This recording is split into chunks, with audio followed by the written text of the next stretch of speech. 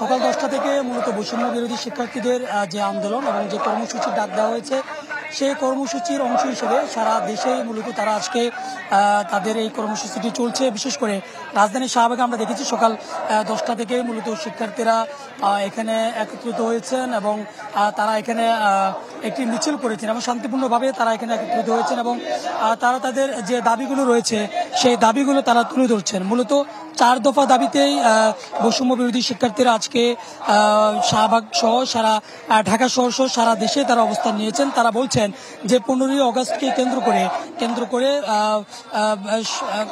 করে আওয়ামী লীগ, যুবলীগ এবং স্বেচ্ছাসেবক লীগের কর্মীরা এক ধরনের নাশকতা করতে পারে এমন শঙ্কা থেকে মূলত তারা এখানে একত্রিত হয়েছেন, যাতে করে কোনো রকম দুষ্কৃতিকারীরা কোনো রকম দুষ্কর্ম করতে না পারে সেজন্য তাদের অবস্থান তারা বলছেন।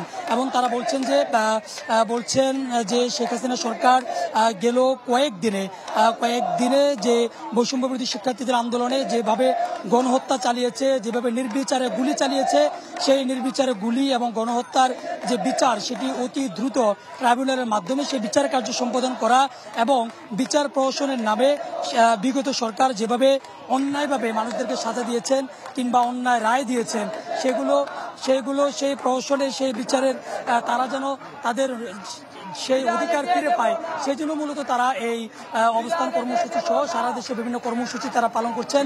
যতক্ষণ পর্যন্ত না তাদের দাবি আদায় না হবে ততক্ষণ পর্যন্ত তারা এই ধারাবাহিক যে কর্মসূচি সেই কর্মসূচি চালিয়ে যাবে। আরিফ, আপনাকে ধন্যবাদ। দর্শক, সারা দেশে সর্বাত্মক অবস্থান কর্মসূচি পালন করছেন শিক্ষার্থীরা। বিস্তারিত জানাতে শাহবাগ থেকে যুক্ত হয়েছিলেন সুলতান মাহমুদ আরিফ। 100 গ্রাম রাঁধুনি হলুদ বা মরিচের গুঁড়ার সাথে 2টি এবং 200 গ্রামের সাথে 4টি রাঁধুনি স্বাদ মিশালি ফ্রি।